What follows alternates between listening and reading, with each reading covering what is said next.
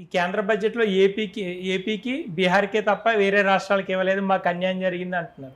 కానీ లోతుగా చూసుకుంటే ఆంధ్రాకి కూడా అంత న్యాయం చేసినట్టు అనిపించదు. ఎవరికి న్యాయం చేయలేదు సార్. అది పదకట్టు గారిడి. ఆ బీహార్ వాళ్ళని మమ అనిపించిన నితీష్ కుమార్ వేసి కోతేశాలకి ఎక్కడికక్కడ నిలువరించడానికి చేస్తున్న ఇదొకటి. Most inconsistent politician in the history of India ఎవరంటే నితీష్ కుమార్. ఇది అయితే ముక్కుతు ములుగుతున్న గవర్నమెంట్ ఇది. పేరుకే 271. అంటే ఆయన గడప దాటకుండా ప్రస్తుతానికి ఏదో అట్లా చేసింది అంటారు. సరే, ఇప్పుడు నిర్మలా సీతారామన్ బడ్జెట్ ప్రసంగంలో ఏపీకి చెప్పిన ప్రతి విషయం మీద ఏపీ పునర్విభజన బిల్లు చట్టం ప్రకారం ఇట్లా చేస్తున్నామని అన్నారు. ఇటు తెలంగాణ చూసుకుంటే వాళ్ళేం మాకు అసలు మా తెలంగాణ పేరే ఎత్తలేదు, అంటే తెలంగాణ దేశం నుంచి బహిష్కరించారు అన్నట్లుగా రేవంత్ రెడ్డి చాలా తీవ్రంగా స్పందించారు. ఎవరైనా స్పందిస్తారండి. ఇప్పుడు మీకు జిఎస్టీ బకాయిలు కానీ చూసుకుంటే దానికి ప్లాన్ ఆఫ్ యాక్షన్ ఏది చెప్పకుండా మీకు 41% ఇచ్చేస్తూనే ఉన్నారు. ఈడ్చి కొడితే హైయెస్ట్ 36% ఇచ్చారట. అది ఎవరో బీజేపీ పాలిత ప్రాంతాలు. 60,000 కోట్లు ఫ్లోర్ ఆఫ్ ద హౌస్లో జగన్మోహన్ రెడ్డి గారు లాస్ట్ బడ్జెట్లో అనౌన్స్ చేశారు. దానికన్నా ముందు చంద్రబాబు నాయుడు గారు 8,000 కోట్లు అనౌన్స్ చేశారు. ఇవి దీన్ని ముక్కుతూ మూలుగుతూ 10,000 కోట్లు వాళ్ళ కేంద్ర ప్రభుత్వం ఇచ్చిందట. అది ఒక పెద్ద వార్త అవుతుంది. అరే, మనకు రావాల్సిన 60,000 కోట్లు 10,000 కోట్లు ఇచ్చారా, లేకపోతే 1,000 కోట్లు వచ్చారా, 2,000 కోట్లు వచ్చారా? ఇవాళ ఎఫ్ఆర్బిఎం లిమిట్లకి లోబడుతూ కూడా 15,000 కోట్లు రాజధాని నిర్మాణానికి కోసం ఇస్తున్నాం అని చెప్పిన దాన్ని కూడా నచ్చిన వాళ్ళకి బ్రహ్మాండంగా ఉంటుంది. అరే, ఏంద్రబాయ్, మా ఎఫ్ఆర్బిఎం లిమిట్లకి అప్పులు తీర్చవలసిన బాధ్యత మళ్ళీ మా నెత్తి మీద పెట్టి విభజనలో రాష్ట్ర రాజధాని నిర్మించవలసిన బాధ్యతలు ఉన్నప్పుడు మొదట్లో 3,000 కోట్లు ఇచ్చి 1,500 కోట్లు గుంటూరు విజయవాడ డ్రైనేజీలు అని చెప్పి 1,000 కోట్లు ఇచ్చి ఇంకా అందులో 500 కోట్లు కూడా ఇవ్వకుండా కూర్చోబెట్టిన ఆ ప్రభుత్వాన్ని ఈ రోజు దాకా ప్రశ్నించకుండా కూర్చొని ఎవడు మట్టుగాడు? నేను అందుకే చెప్తున్నాను సార్, బీజేపీ చేస్తున్న దాష్టికానికి ప్రజలకి అవగాహన లేదు. నిన్న Vishnukumar Raju floor of the హౌస్లో తిడుతున్న 40% ఓట్లు ఎవరు వేసారు? మీరు మనుషులేనా అడుగుతుండే అన్నం తినే వాళ్ళు వేస్తారా అన్నట్టుగా. ఏందండి అది? అంటే ఇది ప్రజాస్వామ్యంలో నీకు పార్టీకి ఓటైపోతే వాళ్ళందరూ మనుషులే కదా మేము. కానీ నువ్వు 10 సంవత్సరాలు మా రాష్ట్రానికి చేస్తున్న వివక్షకు మాత్రం శబాస్ అని తప్పటి కూడా నేను వెనకాల తిరగాలి. మేము మాకంత ఓపిక లేదు. నిన్న బడ్జెట్ తర్వాత కూడా ఈ విషయాలు ఎవరు మాట్లాడలేదు. అంటే ఆంధ్రప్రదేశ్కి చాలా న్యాయం చేసింది అన్నట్టుగానే మాట్లాడారు. నెక్స్ట్ ఈ పురంధేశ్వరి శ్రీఎం రమేష్ మాట్లాడుతూ ఈ 15,000 కోట్లు గ్రాంట్ కింద ఇస్తున్నాం, తిరిగి చెల్లించే అవసరమే లేదని చెప్పారు. మీకు కాబట్టి నేను క్లిప్పింగ్లు పంపిస్తాను. నిర్మలా సీతారామన్ గారు ఎంత స్పెసిఫిక్గా మాడారో అవి వెనకాల వేసి ఈ మధ్యలో పాస్ తీసుకున్నది ఏంటి సార్, ప్రజలకు అర్థమవుతుంది. అసలు అది అందువల్ల జనాలు కన్ఫ్యూజన్. మన రాహుల్ గాంధీ గారు ఒక దగ్గర మన తెలంగాణలో ఒక ట్రాన్స్లేటర్ కింద ఉండి ఏదో ట్రాన్స్లేట్ చేసాడట. ఆయనకే మంటెక్కిపోయి వేరే ఇంకో రాష్ట్రానికి వెళ్ళి నేను చెప్పిందోటి అది చెప్తుందోటి పండ బూతులని. వీళ్ళకి ఎవరికి ఇంగ్లీష్ రాదు, మీకు మళ్ళీ మళ్ళీ చెప్తున్నా, ఇంగ్లీష్ అర్థమవుతుంది, హిందీ అర్థమవుతుంది. ఓన్లీ పెట్టకథలు చెప్పుకుంటూ కాలక్షేపాలు చేస్తున్నారు. సార్ ఒక్కటి చెప్తా సార్, ఇవాళ రాష్ట్ర ప్రయోజనాలు పణంగా పెడుతూ అవకాశవాద రాజకీయాల కోసం కొన్ని పార్టీలు కొమ్ములు కాసుకుంటూ సర్వైవ్ అయిపోతూ ఇదే దేశ రాజకీయ ముఖచిత్రాలు మారిపోతాయని హరికథలు చెప్తే మాత్రం నేను దానికి వినడానికి సిద్ధంగా లేను. 10 ఏళ్ళు బట్టి రాష్ట్రానికి జరుగుతున్న వివక్షకి కర్త కర్మ క్రియ రెండు. ఒకటి కాంగ్రెస్ ఎడదీసింది, దానికి మనకు అక్కర్లేకపోయిన బలవంతాన్ని ఎడదీశారు. ఇవాళ 10 సంవత్సరాల అధికారంలో ఉండి మన రాష్ట్రాలకు వివక్షకు గురి చేస్తున్న ఈ బీజేపీ ప్రభుత్వం ఖచ్చితంగా రాష్ట్రానికి అన్యాయమే చేస్తుందని చెప్తున్నాను నేను. ఏ బడ్జెట్లో కూడా ఒక ప్రాపర్ ఎందుకంటే రైల్వే జోన్ విషయం తీసుకోండి. ఏం సార్, ఏం పాపం చేసాం మనం? విశాఖ రైల్వే జోన్కి ఈ ప్రభుత్వం ఎన్డీఏ కూటమే కదా ఇవాళ ఎంత ఎలకేట్ చేస్తున్నాడు. బడ్జెట్ ఫిగర్ ఏదండి?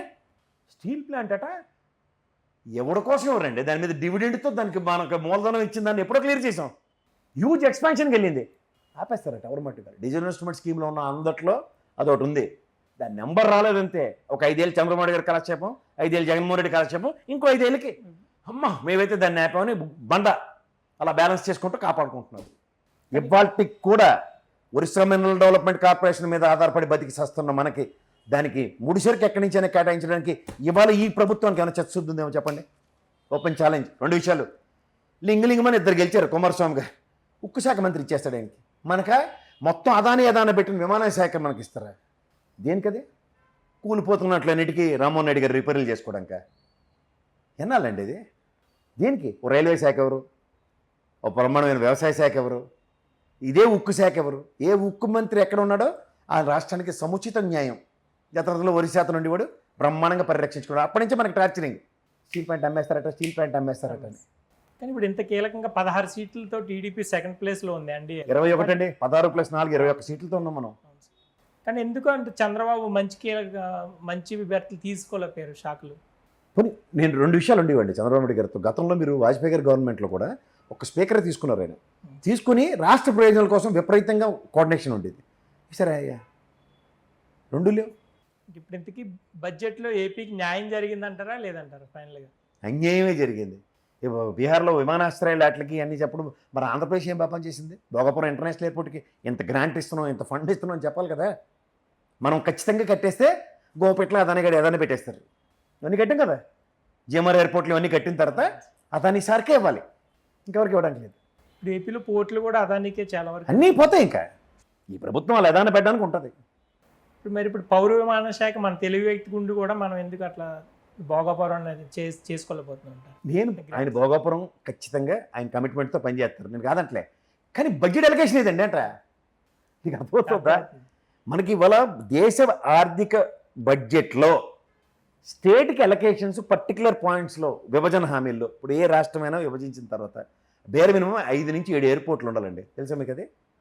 కడప అండ్ నెక్స్ట్ కర్నూలు ఎయిర్పోర్ట్లు ఉన్నాయి. అవి ఇలా బిక్కులాడుతూ ఉన్నాయి. దానికి పూర్తి ఇన్ఫ్రాస్ట్రక్చర్ ఎక్స్పాండేచర్ అయితే అవలే, ఎక్స్పాన్షన్ కూడా కాలే. మరి వాటికి ఏమైనా ఈ బడ్జెట్లో ఎలకేషన్లు ఉన్నాయా? ప్రస్తావన లేదు. ఏది అవి కదా కావాల్సింది. అంటే మరి ఇప్పుడు మంత్రి ఉండి కూడా అంటే ఈయన సంప్రదించలేదా, లేకపోతే ఈయన చెప్పిన విషయాలు వాళ్ళు పట్టించుకోలేదు అనుకోవచ్చా? సార్ మీరు నన్ను బడ్జెట్ మీద అడిగారు, రామ్మోహన్ రెడ్డి గారు అడిగారు, అడగకుండా ఎవరు ఉండరు సార్. మళ్ళీ మీకు చెప్తున్నా, అడగకుండా ఎవరు ఉండరు. నేను మళ్ళీ చెప్తున్నాను, రాష్ట్రంలో మన నిస్సహాయ స్థితికి గెలిపించిన కంబంపాటి హరిబాబు తప్ప ప్రతి ఒక్కరు అడిగాడు నాకు ప్రత్యేక హోదా కావాలని, రాజీనామాలు కూడా చేశారు. మర్చిపోకండి ఇది. ఆ బీజేపీ వాళ్ళకి తప్ప మిగిలిన అందరికీ చర్చ ఉంటుంది రాష్ట్రం పట్ల. అది వైఎస్ఆర్సీపీ అనేవాడు, తెలుగుదేశం అనేవాడు, ఇందులో మామట్లేదు, ఇంక్లూడింగ్ జనసేన ఇప్పుడు గెలిచిన వాళ్ళతో సైతం. ఇదే బాలసోర్ గారు గతంలో వైఎస్ఆర్సీపీ నుంచి ఉన్నారు అతనే కదా, వాళ్ళేం అతిశక్తులు కాదు కదా, వాళ్ళు అదే ఎజెండాకి పనిచేసారు లేదా? చేశారు. మరి చేత రాజకీయ నాయకులు పార్టీలు కాదు సార్. వడ్డించి కూడా బీజేపీ వాడు, దానికి మనసు ఉందా లేదంటే లేదు, ఇది ప్రజలు తెలుసుకుంటే చాలు. అలా పాత కథలు ఉంటాయి చూడండి, వడ్డించి వాడు మనోడైతే లాస్ట్ కూర్చున్న బూరు వస్తుంది, దోసకాయ కూడా రావట్లేదు.